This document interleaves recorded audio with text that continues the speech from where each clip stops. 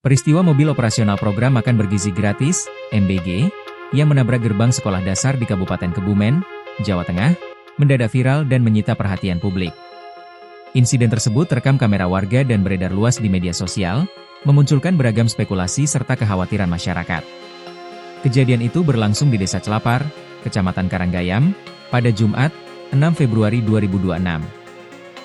Dalam video yang diunggah akun Instagram Explore Karanggayam, terlihat sebuah mobil MBG melaju tak terkendali hingga menghantam gerbang SD Celapar.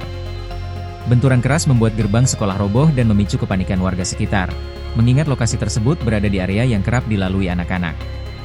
Menurut keterangan warga, mobil tersebut melaju dari arah Wonotirto menuju pusat desa.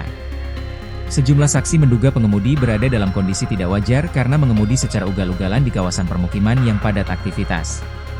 Dugaan itu semakin menguat ketika kendaraan tidak berhenti usai menabrak gerbang, bahkan tetap melaju meski kondisi mobil telah rusak dan salah satu ban pecah. Mobil akhirnya berhenti setelah menabrak tanggul. Warga yang melihat kejadian itu spontan mendekat untuk memberikan pertolongan.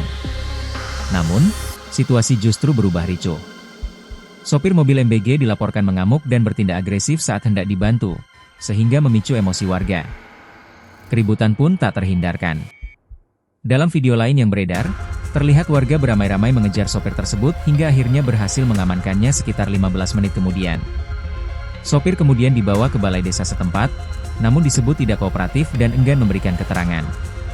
PLH Kapolsek Karanggayam, Ibda Samun, membenarkan peristiwa tersebut.